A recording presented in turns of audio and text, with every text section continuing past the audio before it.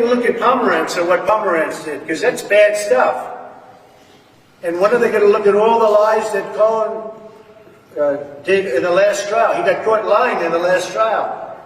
So he got caught lying, pure lying.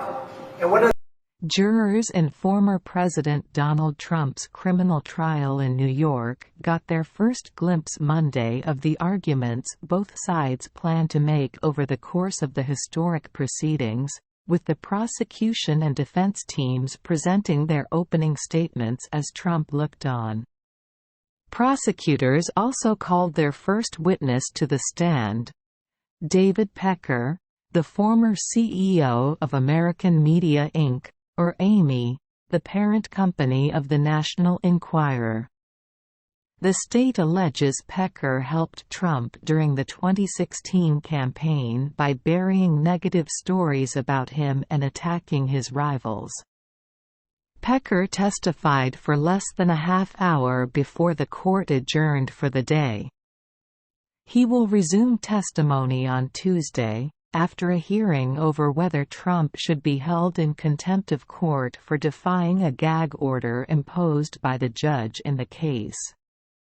Trump is charged with 34 felony counts of falsifying business records, allegedly to cover up a «hush money» payment before the 2016 election.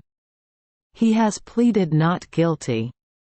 An attorney from Manhattan District Attorney Alvin Bragg's office said the reimbursements were part of a scheme that amounted to election fraud, pure and simple. Trump's lawyer argued that his client did not commit a crime, and said he has been charged on flimsy evidence from an untrustworthy key witness. Arriving at the courthouse, Trump claimed the trial was election interference and part of an effort to keep him off the campaign trail. He called the case a witch hunt and a shame. The proceedings are not being televised, since New York law doesn't allow recording of criminal proceedings. CBS News had reporters in the courtroom and in a nearby overflow room watching the trial.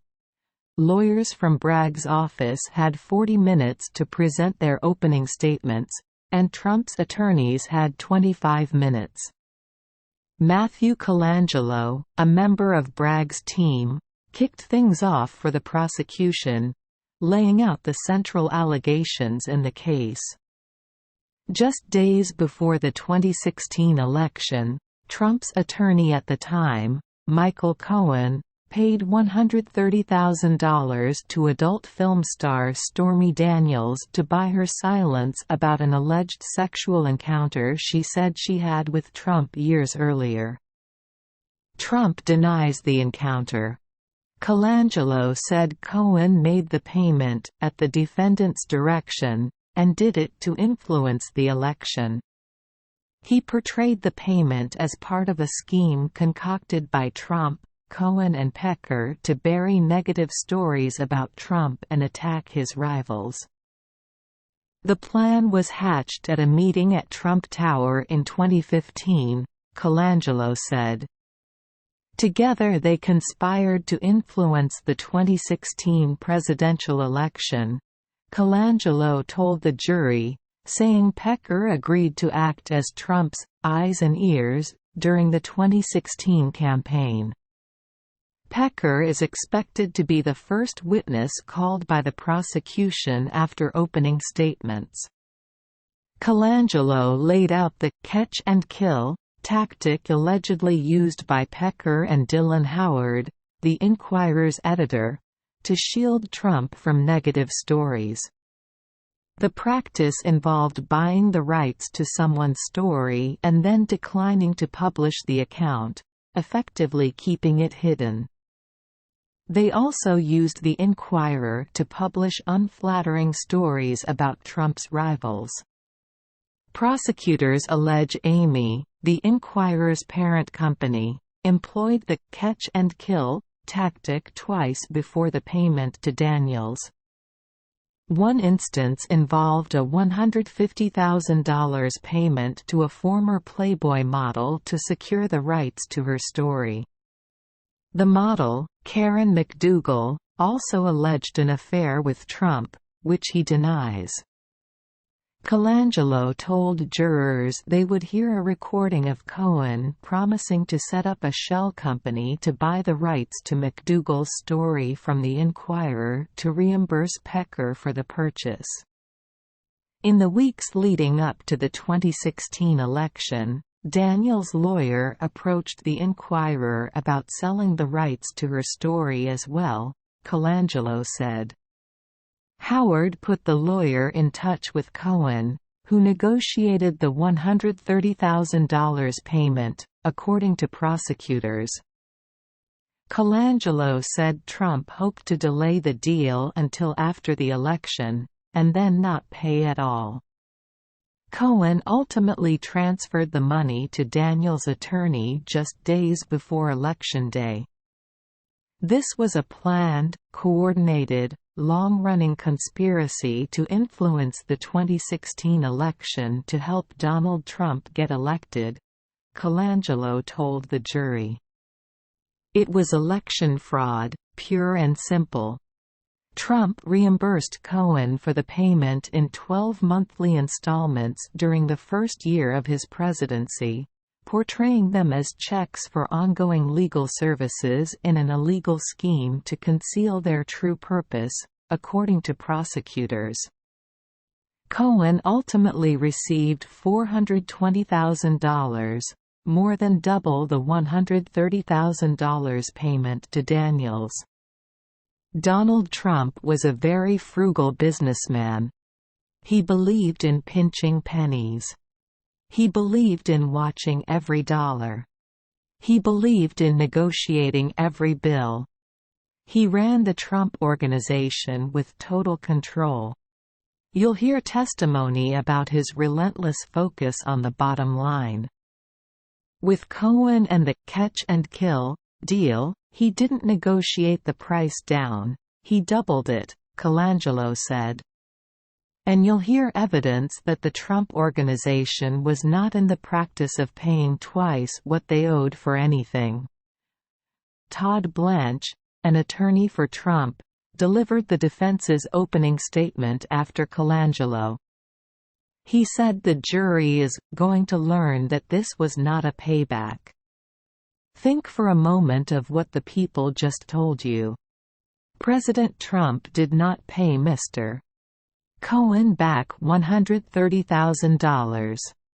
President Trump paid Michael Cohen $420,000, Blanche said, as Trump watched him. Would a frugal businessman, would a man who pinches pennies, repay a $130,000 debt to the tune of $420,000? He said the $35,000 that Cohen received each month was for his services as Trump's personal attorney, not as reimbursement for the Daniels payment. He argued that Trump had nothing to do with the 34 pieces of paper, except that he signed them in the White House while he was running the country. Each charge in the indictment refers to a record created to document a payment to Cohen. There's nothing wrong with trying to influence an election. It's called democracy. They've put something sinister on this idea, as if it was a crime, Blanche continued. President Trump fought back like he always does, and like he's entitled to do. To protect his family, his reputation and his brand. And that is not a crime. Blanche said Cohen is obsessed with Trump and has been for many, many years. He argued that Cohen decided to blame President Trump for all of his problems when he was arrested on federal charges in 2018. He has talked extensively about his desire to see President Trump go to prison. He has talked extensively about his desire to see President Trump's family go to prison, Blanche said. He has a goal, and obsession, with getting Trump. He continued, adding later, I submit to you that he cannot be trusted. Blanche later noted that Cohen has lied under oath, and said Daniels had a grudge against Trump after not being cast on The Apprentice in 2007.